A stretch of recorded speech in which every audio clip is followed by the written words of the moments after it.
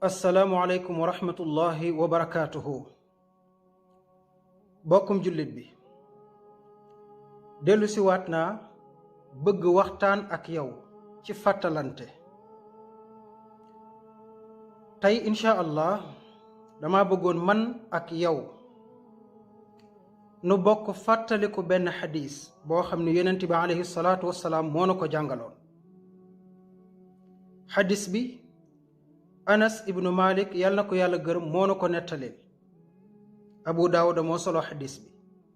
bokkum jullit, xadis la bu tiis lool, waaye dama bëgg ñu fàttali ko maak yow. bu fekkee ñu ngi ci biir xadis bi nu góorgóorlu bu baax man ak yow ba wattandiku lu mel noonu. bu fekkee nekkuñ ci nag luñ man ñu def ko ba buñ bokk ci biir xadis bi. kon ñu déglu xadis bi man ak yow. Anas moo wax ni yonent bi sallallahu alayhi wa sallama moo leen doon nettalil benn bés ni leen, yonent bi mooy nettali mu ni leen, yonent bi def ni ba ko sunu borom yéegalee ca kaw asamaan mu ànd ak Jibril. yonent bi ba mu demee ca kaw asamaan ànd ak Jibril, nee na dafa gis ay nit yu toog ci béréb. yàlla sunu borom defal leen ay ongul ay we yoo xam ni weyi përëm lañ, maanaam ay ongul yoo xam ne ay përëm la. ñu toog ci béréb bi di xoos seeni xarkanam di ko xotti muy nàcc, di xotti seen yaram fu nekk ñu di ko xotti ak seeni muy lu metti lu tiis. yonent bi alayhi salaatu wassalaam daal ni ko, Jibril, waaw ñii di xotti seen yaram wi ba muy nàcc moom ñii ñooy ñan lan lañ def ba suñ borom di leen toroxalee nii?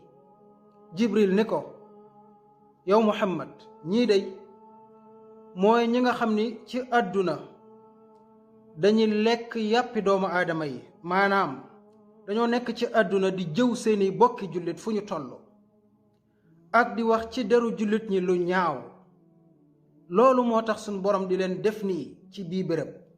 allahu akbar, allahu akbar. mbokkum jullit, Jibril ni ko, ñi nekkoon ci àdduna daan jëw seeni bokki jullit, daan leen jëw ak di wax ci deru nit ñi lu ñaaw, lii mooy doon seenu pay ëllëg yowmal qiyaamati buñ toogee ci bërëb ba ñu war a àttee.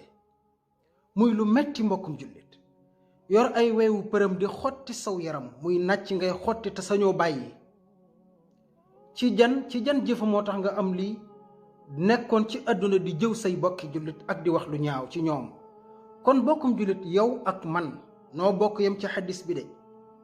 bu fekkee danoo bokk ci ñi nga xam ne fuñ toog di jëw seeni bokki jullit, wallahi alazim bu nu ko bàyyiwul daañ bokk ci ñii. waaye nag yàlla ko bari yërmande la ak njëggal, suñu ko bàyyee léegi tuub mën nañoo bañ a bokk ci ñii. kon nañu ko bàyyi xel maak yow ci bokk yam.